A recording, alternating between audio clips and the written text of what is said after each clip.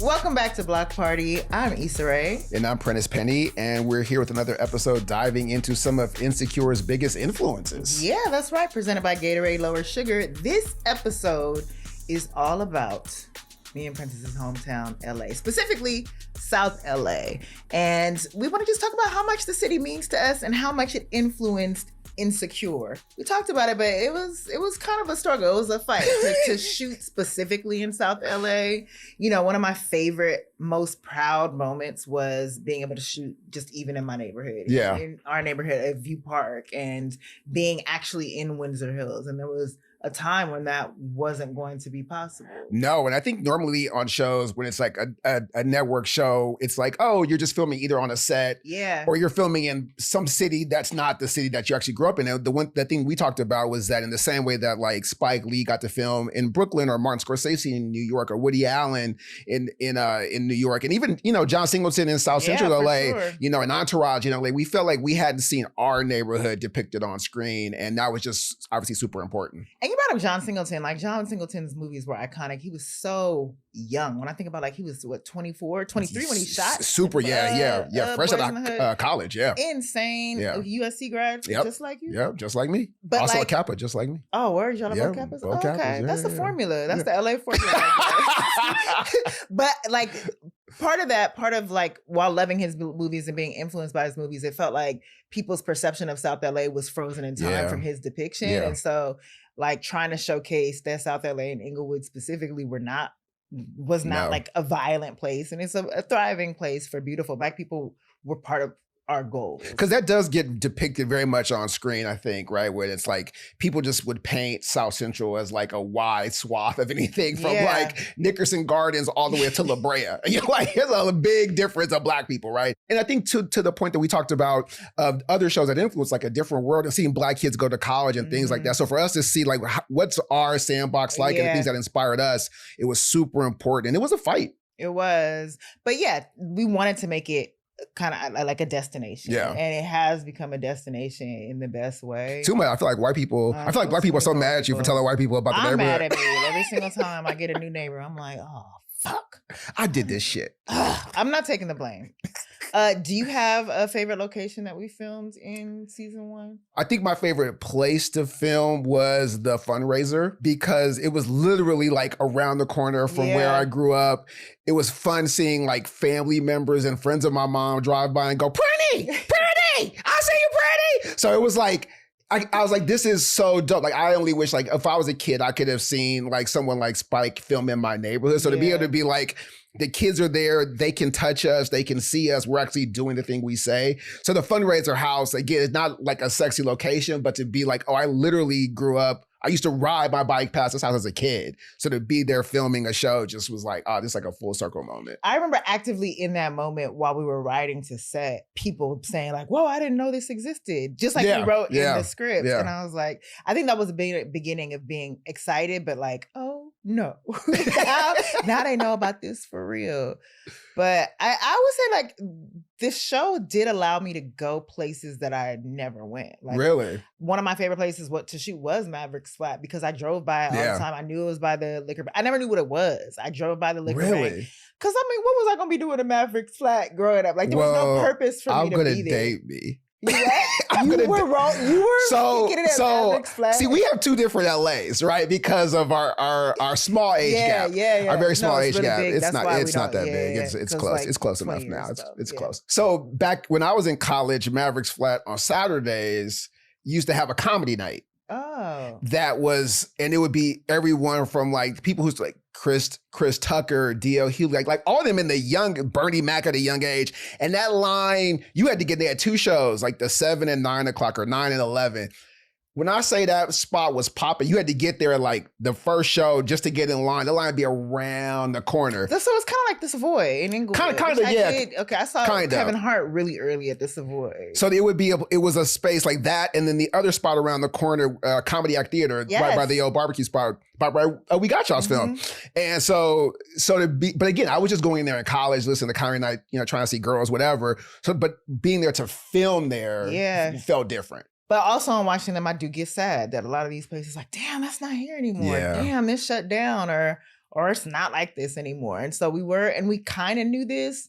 Especially shooting in Inglewood, it was like we're kind of creating a time capsule. I think that's a great word, time capsule. Because again, if you just go back to the pilot, you're like, oh, Maverick's Flat's not even there anymore, right? So many of these places are not there. So our show does kind of become a weird moment in time because the neighborhood was what it was, but also started to transition with the Rams coming here, and so it is a kind of a very specific time capsule of our world.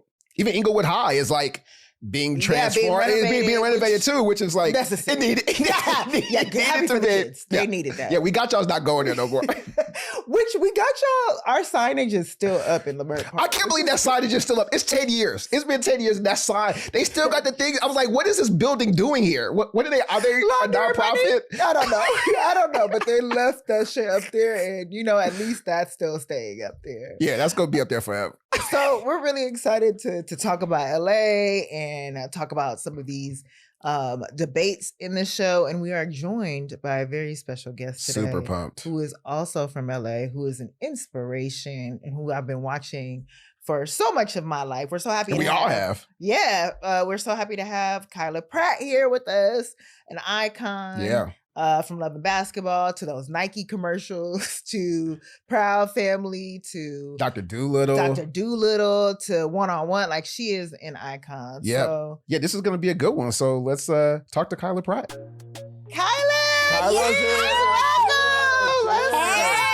Thank you so much for joining us, Well, girl. thank you for having me. Oh my gosh, this is an honor. Girl, you know Issa call I'm coming. Listen, you have no idea how much, I mean, by now you know how much I love you and how much fans we are. Yeah. Like, you've been your Insecure royalty, your LA royalty, which is also why we have you here. Hey. And you're just vibes. Yes, thank you. How you doing today? I'm doing great. I mean, it was a little traffic. I had a lot going on. How's the traffic going? It was a little crazy. Tell them where you were coming from, and I have a question for you. I was coming from the Burbank area. Is Burbank LA? Not to me. Okay. It's not. Good answer. It's not to me. I mean, LA. people, if you don't live here, somebody who lives in Burbank might be like, oh, I'm from LA. And I understand why they're saying that, because nobody is going to know where Burbank is. But it's not LA to me. Kyla, we're so excited again to have you here. Do you remember how we first met? We first met on set, right? That's what I thought. I'm pretty sure we first met on set. And then I went through my old emails, and I don't even know if I want to tell you this, but when was What? When we had a Love and Basketball reunion, I think it was it had to have been the 15 years. I think you told me this. The 15-year. Yes. It must have been. And I hosted a panel with you guys, and I was just so excited that but I wasn't a good interviewer. So it was basically me gushing on stage about shit. But I don't think we officially Yeah, met. I don't think we officially met there. It was more on set, and I remember being on set, and you were like in your zone. And then I was over on the side, because I'm fangirling, because I've always loved the show. I've always, every part of the show I have been, it's first of all, it's here. It's us. Yeah. You know what I mean? So I always loved the show. So when I got the opportunity to be on set, I was like, don't you act talk to people in a normal voice. And then Issa was so in her actor, writer, producer, I can see her brain working at all times. And I was just like, is it because I'm being weird? No, girl. Or is she working? And then I have my ways of figuring out, am I tripping? Which I was, because I took it away and I was like, oh my gosh, to watch you have so many hats on at work and to be able to do it and perform as an actress, I was just like, this shit is so dope. And then after I left, I was like, you were strange. No, not at all. I was a fan. Also, it's also respect. You were coming on our set, and it was like, okay, let's respect it. Respect you being on here. I didn't want to be weird. But it was I had fun that day because as a group, even though in your episodes y'all were trifling and y'all and I still people to this day have cussing me out, talking about why did I do that. And I was like, it's a role. Right. It was a character. Okay, I didn't really do this to her. But it was y'all also had real good friend chemistry on the show. It was just fun. Anytime I was around, I got to be around y'all. It was genuinely fun. But it was also kind of a sad episode for my character because it was just I lost my best friend. Like, I thought I made new friends. You had a lot going on. It was a lot. Well, we were super obviously happy to have you on because of what you mean. And we were always big on like, not big, but we were definitely like, we didn't want to make it like a super heavy cameo show. Mm-hmm. So that's why having people like you and Kiki and Wendy Raquel was always such a big deal for us. Because it was like, oh, we get to have people that we love to watch be on our set. So we were just super grateful that you. And even seeing like, because you sent an audition tape, right? For one of the roles. And even seeing that, like, you knew about the show, that you were interested in auditioning was like already an honor in and of itself. So I like looked at the emails and me and Prentice were like, oh my God, we need to cast her at this one. Yes. So that was so dope. Cause you never know. You never know who knows about you, who's willing to do the show. Yeah. So it was it was a high compliment to us for you to submit. No, I've always loved the show. I've always supported the show in every possible way. And I'm the one yelling at the screen about character stuff. I'm pissed off about certain things. And I'm like, well, why she act like that? But I've always loved it. And then I love supporting, especially good people. Do you be in the comments or do you keep it to yourself? No, I don't make comments. I might read a couple, but I'm from, like, I honestly feel like me being from where I'm from, like, I'm not about to be going back and forth with nobody on the internet. Like, we're not about to do that, because if you really got a problem, pull up. And if you can't pull up, like I tell my kids are growing up in a different time. I'm like, hey, if you talk shit, you gotta be ready for something. You can't just be running off at the mouth and then people be like, oh my God, there's no consequences for anything nowadays. And that's why people get away with so much. Well, speaking of that, one of the things we always try to do in the writer's room is make sure all the lingo felt super LA. And especially in terms of how LA culture moves. What is it? Is there a phrase or a word that you go, if I hear this, I know immediately this person's from LA? I feel like it's an accent, but also I say hella, but that's more Bay Area. But still people be like, they from Cali. I used the word Easty. I was like, oh, he's so Easty. Easty. Said it like weirdo. I was like, that's a yes. Or weirdo. You a weirdo. Mm-hmm. See, and then when I talk, people, I either get, I'm from the South or LA. And it makes me mad sometimes because when I travel, I guess I look like I could be from anywhere. So when I go places, people think I'm from where I am. Like, I can be in Dominican Republic or I can be in all these different places. And then as soon as I start talking, they like, oh. Yeah. And I'm like, I'm from LA. And they like, oh yeah, you're right. You got a versatile face. Got a versatile face. Not a versatile accent. Okay, so can you talk about, just lay out where exactly you grew up in LA, all over? Okay, so I say LA because I grew up all around LA. I was born in Long Beach. I was raised in Carson, Compton, moved up to Marina Del Rey, lived in Culver City for a while, and then I went to high school in LA. I went to Hamilton. Oh, okay. So I went to Hamilton, but I went to Hamilton for a year, and then 101 got picked up. So then I went to school at Paramount Studios. So then when you were, I guess, where were you when you were the Nike commercials your first gig? Like what started your career? Well, the Nike commercials, I think I was 11. I started around 7, 8 years old. So my first ever TV show was The Parenthood with Robert Townsend. Wow. Yeah. Yes. And I was on The Parenthood twice, and I played 2 different characters. I love when sitcoms used to do that. Yes. Oh my gosh. And I did that again for Smart Guy. I was 2 different characters on Smart Guy. That she was being a little versatile. You know what I'm saying? So your diverse looks. Yes, diverse. Yes. Yeah. Her face is diverse. They didn't even know that it was you. They didn't even know. They didn't even know. One had braids and one didn't. Who's Kyla? One had box braids and one didn't.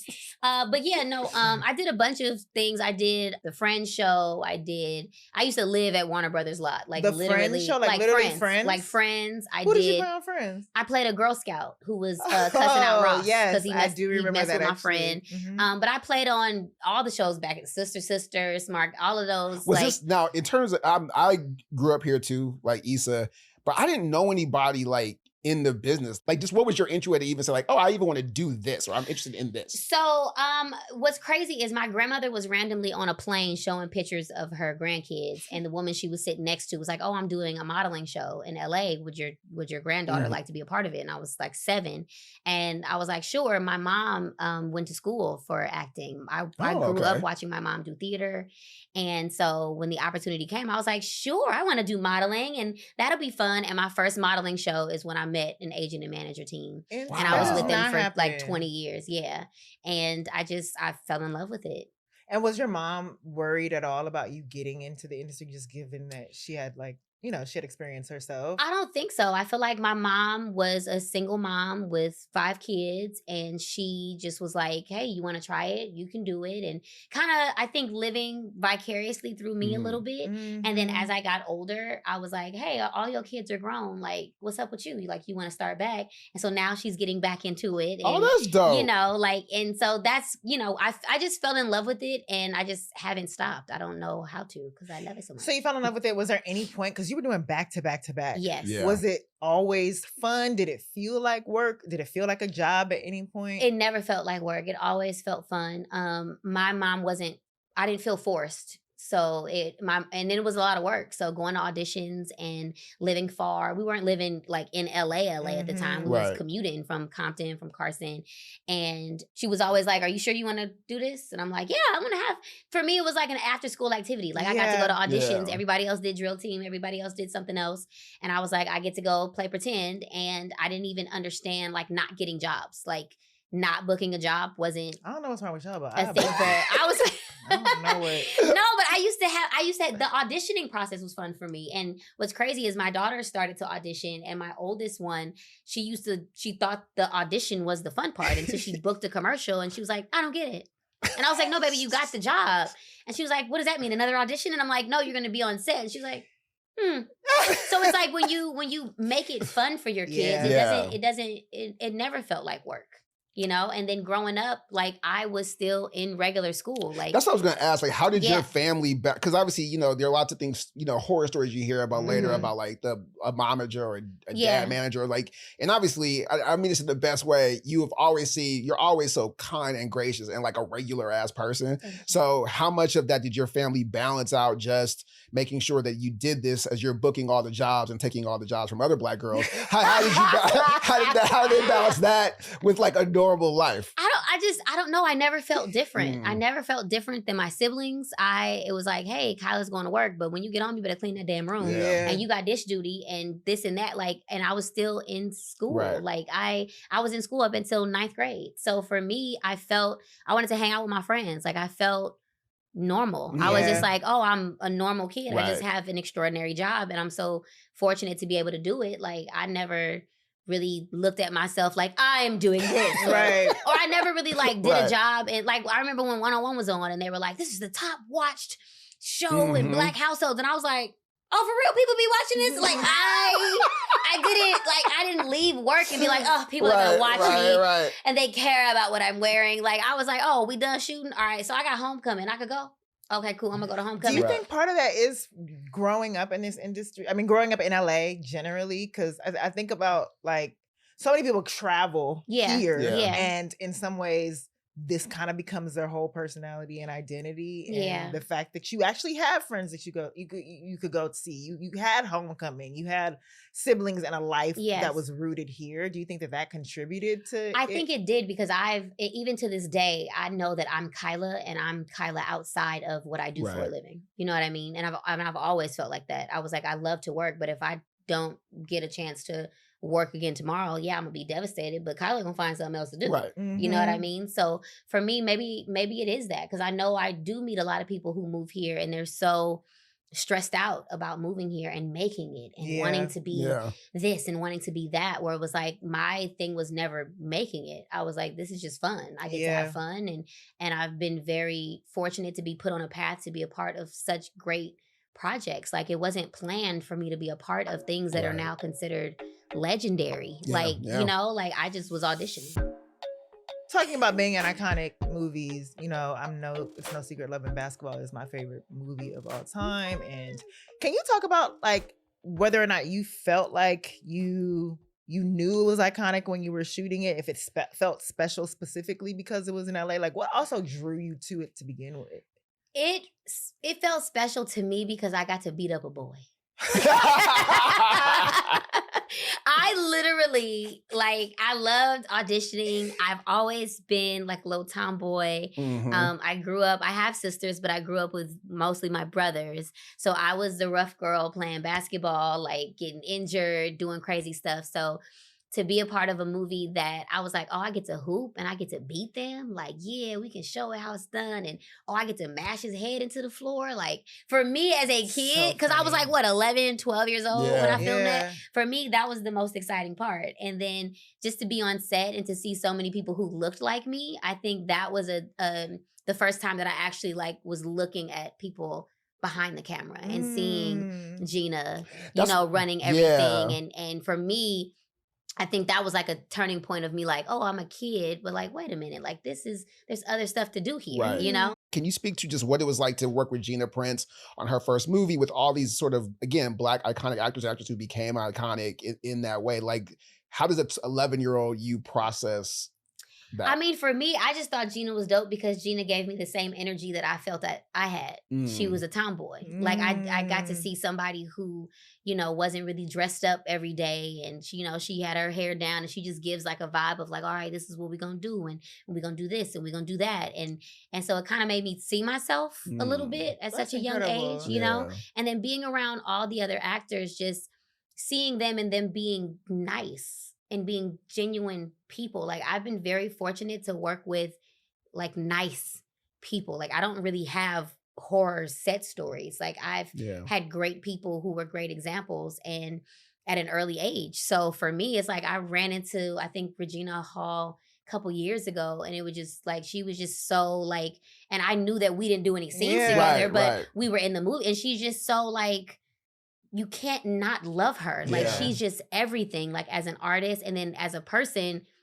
the same thing. And just running into Omar and him being like, hey, we're so proud of you, and him and his wife. And I'm just like, man, this is just so nice. Like,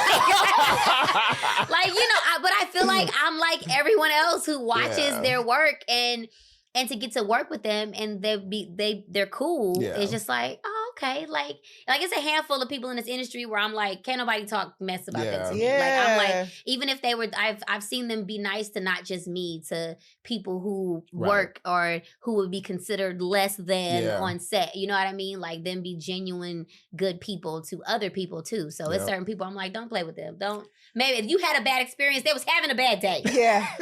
They had a bad moment. I love that you said, because I never even thought about that. Like you being a little girl, seeing Gina Prince, who, like is also a tomboy energy, is making this film, and you get to like see her do this in the first time. Because that's what drew her to me, is just like, oh, okay, not only is she this Black female director, she's shooting in my neighborhood, in my city, like, and she made my favorite movie. Did you ever have, do you have directing ambitions now? Do you have any other ambitions, like aside from the acting part, because of what you've seen? I do now. I think growing up, I was kind of like, oh no, I don't want to be a director. Like I was like, directors got to deal with crazy producers and crazy talent. I don't want to deal with that.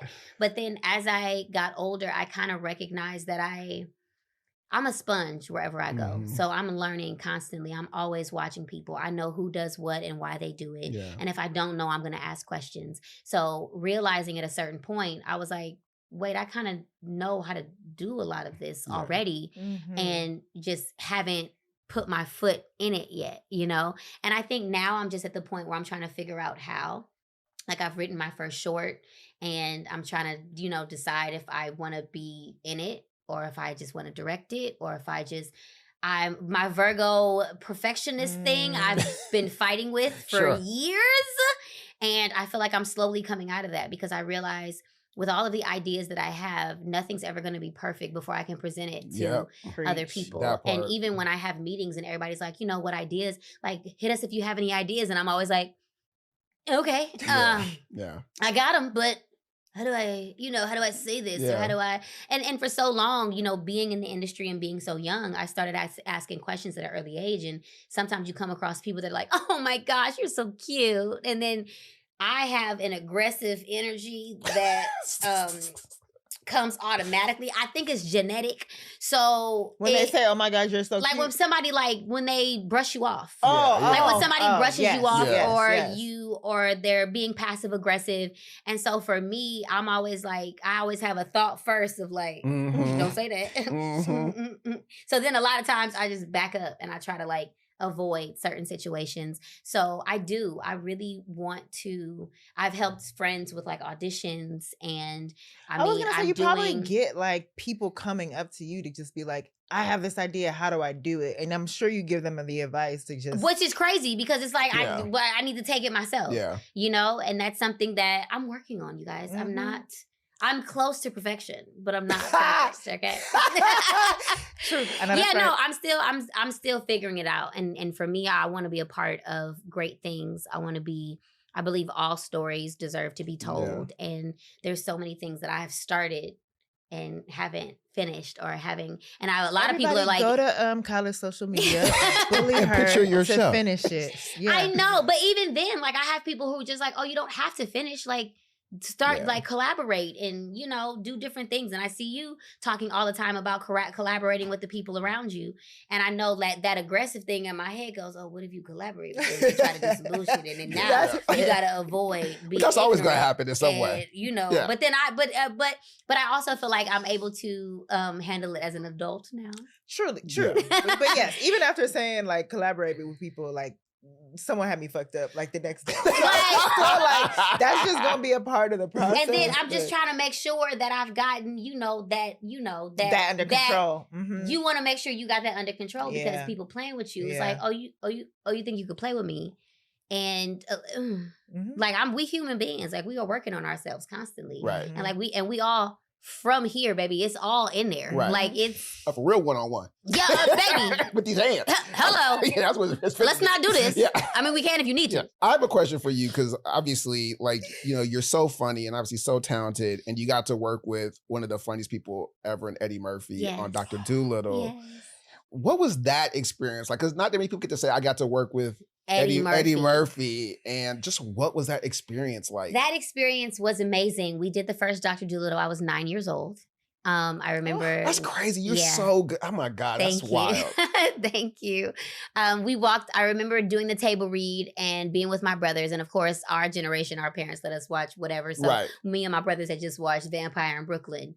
And so we was like, man, I love you, Vampire in Brooklyn. Eddie was like, oh, y'all wasn't supposed to watch that. So I remember that moment. I also remember just being on set and just feeling like this man, I was like, he's so cool, but I didn't look at him like I wasn't there. Right. I was 9. You know, I was just like, oh, he's a cool guy. But to see him be so kind and fun. Yeah. But then when it was like, oh, it's time to work, I saw him quickly switch to go shoot. And I think that was my first example of like, oh, you can have fun, but you have to, make that adjustment. So for me, I feel like I've carried that into when I'm working now. Like, we're going to have a good time. Like, but we're going to focus when it's time to focus and we're going to get done what we need to get done.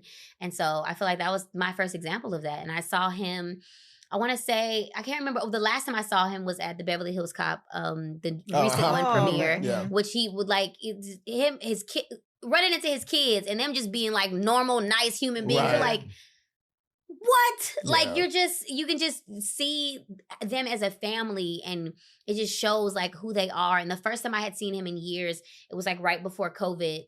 And his daughter had an art show and he just walked up to me and was like, oh, all my daughters are here tonight. And like gave me a hug. And I was like, I haven't seen this man in years. And to be that, like, he doesn't have to be that person. And like, he like came. Don't play. I don't play about Eddie. When I tell you I don't play about Eddie, like anything Eddie does, I'm gonna watch. I'm gonna support. If I can get in the room, I'm gonna be there. Like, he's so dope. Yeah, he's always had a strong sense in watching the documentary, like a strong sense of self. Like even being like, all right, I'm gonna party till this much. Yeah. Then I'm going home. But that's the thing in this industry, you have to have a strong sense. I say all the time, know thyself. So that's why if I feel like it's a situation that I don't need to be in, I'm not going to be there. Or I'm like, oh, it's time to go. Well, I'm curious just where do you be at? Like, thinking about I was talking where to you be at? So we can just pull up. I'm like, you said you're going to be outside this summer. I'm trying to be outside this summer. But I'm trying to get it together. If a friend were coming into town to kick it with you, where are you going? That's so hard. Are you the ones like, take me wherever I'm That's down. Hard because people are always like, oh, we coming to LA, what should we do? And the things that they name, I'm like, people go over there? Right. Like, that's what people tell y'all to do? That's the staple? I'm such a home. Like I really, where I be at the house. You at the house like, or somebody else's house. Or at somebody else's house. If you having an event, or you cooking at your house, y'all playing games, I'ma come. Yeah. Now, if you got a whole other situation going on that I gotta mentally prepare myself for, right, I might be there. Well, I'm a food person. Like, I can tell you. If you invite me to dinner, baby, I'm coming. You want to have dinner and drinks? Yep. What time is the reservation? So I can sit down and talk shit and have drinks. That's the secret. Yeah. Back in the day, what would have been like your hood spots in LA? Me and my homegirl was just talking about Louis Burger and the gasp. The gasp. We literally just had a conversation about how we used to be able to eat. We used to be like, bruh, remember when? Yes. I said, now we were on FaceTime and she was eating sea bass and brown rice. And I had a whole conversation about how I can't stand brown rice. I'm like, that is nasty. I wish we'll put some brown rice in my shit. Yep. Don't do that. Yep. And so then we started falling down. Yeah, it was bad. Okay, Louis Burger is Louis Burger. I used to go to. What was yours? Like where I used to eat. Just a hood spot that you like. This used to be one of my favorite like hood LA joints. I mean, El Cholo counts as the hood because that's like Western and Washington. It was by our church. Yes. But it was still our family spot. Yeah. It was like, I love Mexican food. Oh, there was another one that this Mexican spot that got shut down. Actually, there was a place my grandparents used to go to all the time, take us to. Where? The 5 C's. Do you remember that? It was like it was a very hood seafood spot, fried seafood. Damn, that sounds fire though. We used to go there but yeah, a lot of my little places shut down. There was a Mexican spot called La Taquiza near USC. Was it there? It was there. That was my favorite. Yeah, like, see, you named all Mexican spots. So like when I travel and go places, people be like, I'll be like, I don't play about Mexicans. They're my people. I love Mexican food. I be like, don't play with us. Texas tries to like fight us on the Mexican food. They do. They got it a little bit. No, my homegirl from Texas. Every time I say something, she be like, well, baby, I'm from Texas. I'm like, that's nice. That's nice. So what are we gonna do? I said, I need somebody's abuela to make my food. Y'all got like cheese sauce. Like that's not. Oh my God, have you traveled anywhere else? And so I went to Atlanta one time. This was a long time ago because I don't know if they've stepped their stuff up. No. And my homeboy was like, hey, we can go to this little Mexican spot. I was like, why would I do that? I was like, is it good? And he, it's pot, blah, blah, blah. We went there. I said, I cussed this person out. So I said, sir, I'm from LA. Don't do me. Yeah. If somebody's like, well, I didn't make this, I don't want it. I need some real tamales. Don't play with me. I fucked around and got tacos in London. Oh, no. How was that? The tortillas were cold. It was like they had just taken them out the wrapper and and that makes me sad because I could eat tacos every day of my life. Every day, and they were so. And I feel like there was mayonnaise on them. Oh no. No, it felt like it was mayonnaise. No, or it was mayonnaise on it. It was for sure. Did you give it back? I just threw it away. I mean, it was a to-go order, which was already my problem mistake. is that I go into places, I'll be like, excuse me, what is this? And they're like, oh, that's the this and that's the that. I'm like, no, that don't go on tacos. Like, can you do this without this? And they're like, oh no, that's how. I'll be like, you know what? I gotta leave because now I can't order nothing from y'all because this is nasty. Yeah. And I'm gonna tell you it's nasty. Every time I come back from a work trip or somewhere, the first thing I do is gotta get tacos. I just come back to LA. I gotta get tacos. I had tacos last night. Like I literally, if I don't know what to eat, that's my go-to. I'd be like, I can get some shrimp tacos. I got fish tacos. I have black beans. I make my kids turkey tacos. I make a burrito. I'd be like, you want some black and salmon tacos? Like. One of the things Issa and I were talking about was like the ebb and flow of Black representation on television in periods, right? So like there's obviously it's the early 90s when like Boys in the Hood, Menace comes out and then those movies go away. And then there's like the late 90s when stuff like, Think Like a Man, but like The Brothers and Two Can Play That Game. Yes. And your show, and I was on Girlfriends and you, like we were on the same network, but it was like us and you and Half and Half and Eve and all those shows that were of that time. Do you remember feeling like, and obviously like you're transitioning into a more teenage, more mature adult person.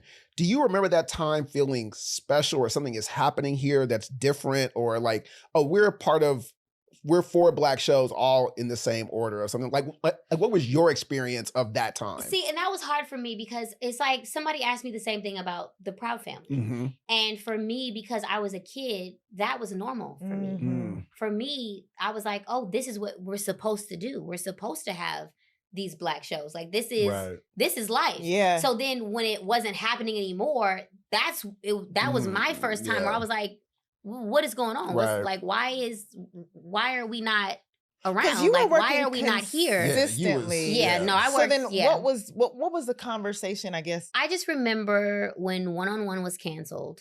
What year was that? That was in 2005. Okay. And I was 19.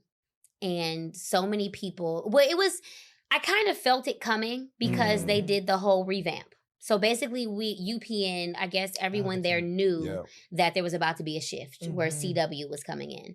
And so did they know that CW meant no colors, Caucasian and white? I think that they did because that's what they turned our show into.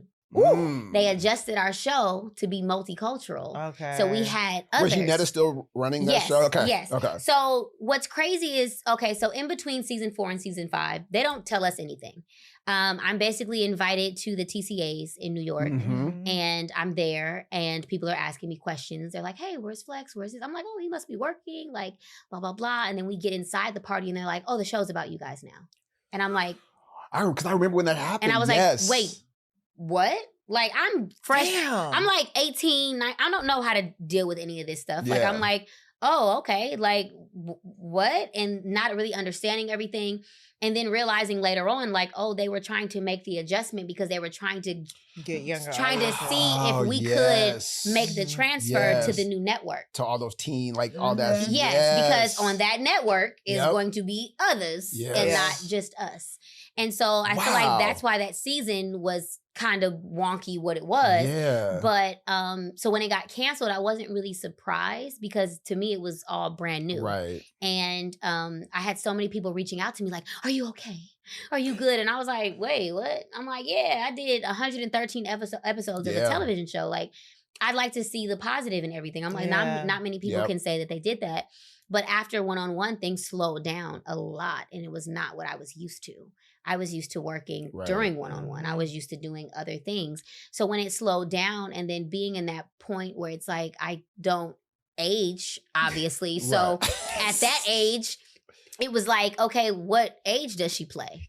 So then I was stuck like, wait, what age do I play? Like, what do I look like to other people? Because I know I'm 19, 20, but I can play way younger. So I think at that point in my life, that was an area where I was like, okay, this is weird. And when am I going to work? Like, how is this going to happen? And then as the years went by, I did little things here and there. And then that's when I got pregnant with my oldest daughter. I was kind of like, oh, well, this is great. I can just enjoy being pregnant, enjoy doing this and enjoy doing that. Like, I don't have to work. Like, I can put everything into that. And then after having her, I was like, well, I kind of miss it. And then I went back and did Let's Stay Together and had to travel for that. So that was like a new How old thing was she for when me. you were doing that? She was 10 months when we first started. Oh, wow. Yeah, I was still breastfeeding. Like, she was like with me every step of the way. And I was like, yeah, like, I want to be able to do it all. Like I said, I wanted to do it all. So I'm going to do it all, you know? And then when I got pregnant with her sister, I was like, okay, we're doing a lot. We're doing a lot here too. But my nickname was Lil Mama back in the day. Like, I am little mother of, like, I raised kids already. So I've always wanted to be a mom. But I've always loved what I do for a living. So finding the balance has been crazy, but I've adjusted. And but I think that time in my life was a little weird for me. I think that was the first time, like 19 to 22, where I was just like, okay, what do I do?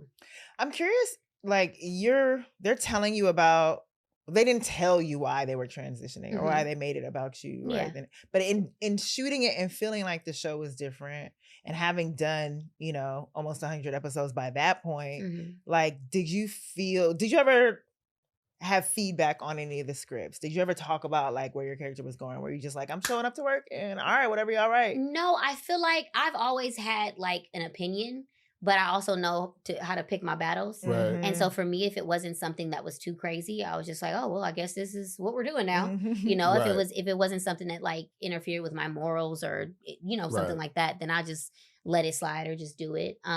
I don't feel like I was put in a position to do what a lot of young people now are doing. I wasn't put in the producing spot. I wasn't like, I was a kid who was working.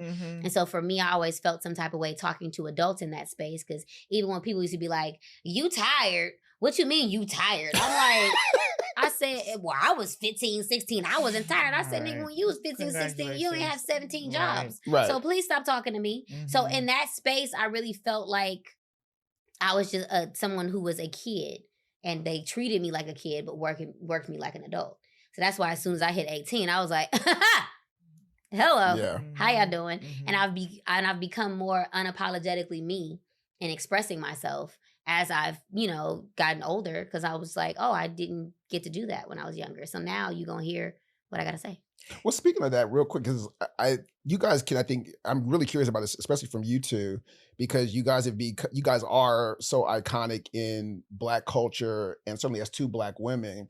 I'm curious just like what that feels like when you walk out in the world and people go, I love you from this, and carrying the legacy, or I love you from this, and I connected to you emotionally here, like, what is it like just, not just to carry the legacy of your art, but for a whole culture of Black people, Black women, just what does that feel like?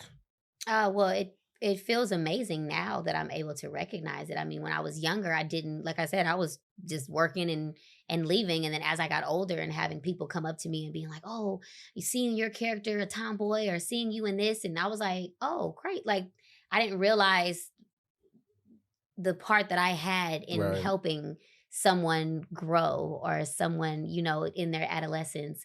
And so now it feels good to, talk to people and get the love that you get. And it's hard because sometimes you don't feel that same respect from the actual business side of things, where it's like, hey, like anything that I've ever talked to, like we talked about a possible one-on-one reboot, or we talked about all these different things.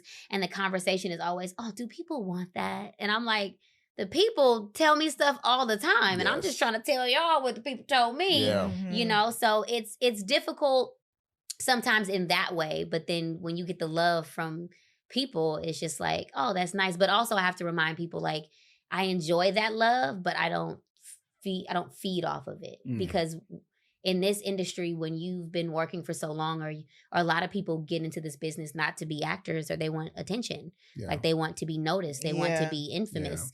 And when you thrive off of like waiting for that attention from people, it hurts when you don't get it. So for me, I enjoy it, but I'm not looking for it. So the fact that I'm not looking for it, I think it feels even better once you get it, I'm so curious, just, we were open this about, we had a conversation about this, but there was a project we really, really wanted you for that you were phenomenal and hilarious. And it came down to a battle of like, recognition and like who a studio or a network thought was like, a recognizable global name or whatever it was. And so like in talking to you, I felt so bad about that. You had gone through a process and it was, again, just absolutely hilarious. But is there a point where you're like, people, put some respect on my name, like know what I've done, know my credits? Like, I mean, you can do that, but you can only do that to a certain extent. Like I'm not going to. I like to look at things in I've worked my ass off so many ways, but I understand that I have to tell people. They be like, "Oh, you good?" I be like, "Baby, I'm not having." They be like, "Oh, you straight?" I'm like, It's not. It's a little crooked. I'm not. It's not really. Because that's real. No, that's real. I've been working my ass off for as long as I can remember, but sometimes it comes with it. Like I've never been a you know who I am type person. So you kind of got to do that with the studios as well.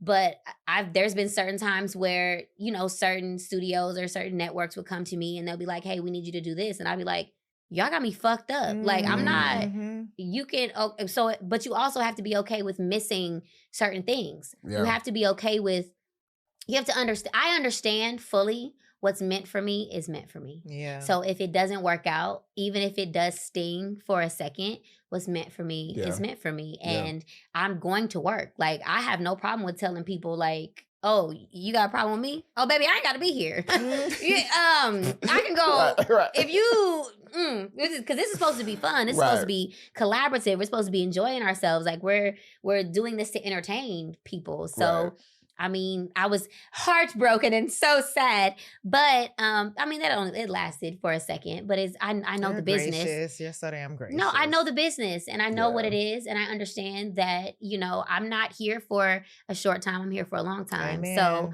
I plan on working well into my, you know, grandmother days. So there's still looking 20. There's still looking 20, you know? This is a young looking grandma. But also when you keep a certain energy, opportunities are going to keep coming your way. Yeah. And I can't allow, you know, certain situations to make me feel down on myself or feel like I haven't done enough or, you know, I mean, sometimes it reminds me, okay, can you get up and go somewhere? Can you go take a picture? Can you go to the events that they invite you to? And sometimes I do want to go, but then sometimes I really like my kids. Like I really like the people that I live with. I like, those are my dogs, you know? So it takes, I always say to get me away from them, it has to be important. Oh, and let me just say this really quick. Right. So I know you everywhere and doing everything.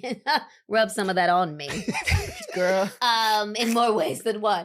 But I'm saying, like, I was on a plane and I watched Seen and Heard. Oh, yeah. And when I tell you, I was so, like, I don't know the proper word. I was awakened. I was inspired, and it gave me a different understanding of how this industry works with our content and our thing. So I just want to say it was super dope. If y'all haven't watched it, watch. Like I think it's in two parts. Yeah, it's right? in 2 parts. Yeah, the first one is like more Prentice's time. Like I can't not more Prentice's time. But no, just it's like Amos and Andy years. No, but it really helped give me an understanding even further into what our shows do. Yeah.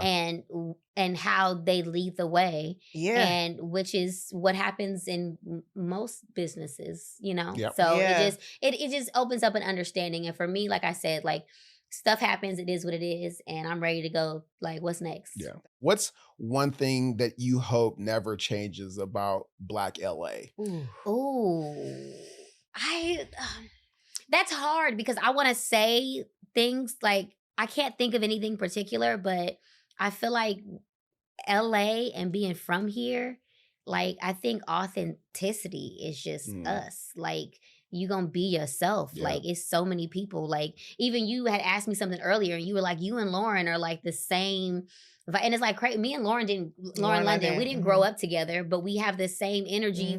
When I see her, it's like, we know we didn't grow up together, so we ain't finna be like, oh my God, girl, let's hang out. But we respect each other. And it's I don't know, it's just the energy, of just being unapologetically ourselves. Yeah, for sure. And I don't think homebody energy, I think, too, because that is something we all share in common. Yeah. One thing I love about Black LA is that it's a layer of LA under LA. It's hard to find. It's very hard to find. And you have to just know that it's there. And I love that there is this sort of like, almost like a speakeasy part of Black LA culture that I'm just like, I hope this never changes. Because growing up here, seeing so much stuff change, there's just certain things where I pass it, I go, I can point to so many places where I go, that happened there, because you know I'm old. I can point to like all the places. But I love that there's all these, but then seeing it change, but then also seeing that there are things that don't. And if you don't know why that's there, it seems weird. I feel like there's so many parts there. Like, so my friend and I just had this conversation because we were talking about what J-Lo just said about New York. Did y'all see that? No, what you say about New York? Her hot take was like, if you weren't born here, you're not a New Yorker. And I was telling my friend that, like, you have to understand reading the room, because if somebody's been somewhere for 20 years, that's true. And it's different. Like somebody who has been living in LA and they speak positively about LA and they're like, oh, I've been here for 15 years. I'm like, oh, so you basically a native. Yeah. Like it's more like accepting to be like, you know, are you from here? Well, Kyla, this has been amazing. Thank you so much for sharing your LA wisdom, your industry wisdom, your beauty wisdom, everything. I feel like this whole, like, usually I talk and I'm like, yes, so I'm having this, I'm doing this, and we're doing that, and then y'all like, so we're gonna talk about LA. So what happened was, blah blah blah, and then he did that, and then whoop-de-whoop, and then da-da-da-da, and I'm like, whoop-de-whoop is another LA one. Whoop-de-whoop is another LA. Whoop-de-whoop is another. And I was telling somebody a story, and I don't know what I said, and I was like, and so or yada yada, or something I said, and they were like, you just skipped the whole section of the story. I was like, no, I didn't. Well, appreciate you, girl. Thank you so much. I appreciate you guys, and congratulations Thank on you. anything and everything that y'all got going on. Amen. Man, this episode has me all in my feels about LA. Yes. You know what one of my favorite things about LA is? The weather. Of course. And some days it's really hot, and that's when I have to reach for Gatorade Lower Sugar. Yeah, no, it really comes in clutch whenever I need something refreshing or after a good workout. I really love how Gatorade Lower Sugar hydrates better than water. But you know there's also no artificial flavors, colors, or sweeteners. That's the best part. No, the best part is that Gatorade Lower Sugar has 75% less sugar than Gatorade and all the electrolytes.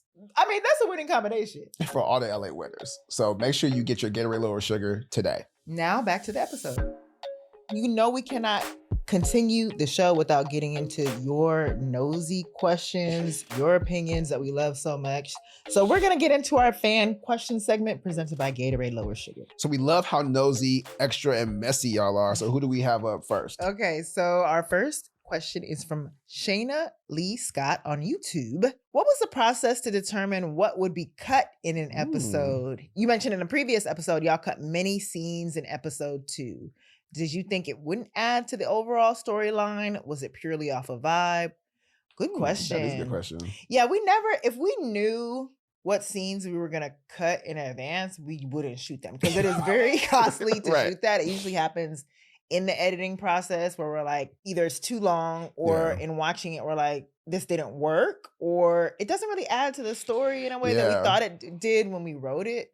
I mean, for episode 2, we talked about the pops of it. Like that just wasn't what our show was gonna be at the time when we were talking about the Lawrence pops. Yeah, I think we could have done that sequence without even showing the apps. I think we were trying. I think when you're in the room, you're trying to figure out like to tell the story. This is what you think you need, but you're not seeing it yet. So performances give you different things, takes give you different things, and then once you see it on his feet, you go like, oh, I don't really need this connective tissue. It can kind of exist on its own without having to be over explained. Sometimes you're over explaining something to make sure you hit it. Yeah, and then you get into the editing and you're just like, oh, you don't really need it, or it's not that necessary and then most of the time we just would override in the beginning for sure. They checked us later on. After a while, we had to like write what we were gonna shoot. Yeah, we would always cut at least 5 minutes of every episode and be like, that is about $3 million, right? Right there, we're wasting. So yeah, so sometimes it is advice, sometimes it's like you're explaining too much. Next, we have IG user at its_Lashiel _40. I feel like her username just cussed us out. Man, sure did. It's Lashiel 40, as if I'm 50 actually. But anyway, asks, why didn't they show Chad's wife? We didn't show Chad's wife because we thought it was funnier that way. Like just hearing about this Leah presence, it was never important. Chad was not going to be a good husband, boyfriend, whatever to Leah. So it didn't really matter if we didn't see her or not. It was just a comedic choice. I have an image of what Leah looked like. What do you think she looked like? Spicy white. Oh, okay. Maybe a little non-black tease. Yeah. Yeah, okay. Like, maybe a little very, like, indistinguishably mixed. I thought that was Chad's. I think that's actually a good take on Chad, is that having that, the ethnic-y? Yeah. Pretty ethnic-y. Yeah. Well, thanks y'all for sending in your questions, and please keep them coming. To find exclusive Block Party content and for your opportunity to have your questions read live on the show, visit @HOORAE Media. Thank you guys for tuning into Block Party. Make sure you subscribe to our YouTube and follow @HOORAE Media everywhere. We'll see y'all next week at the party.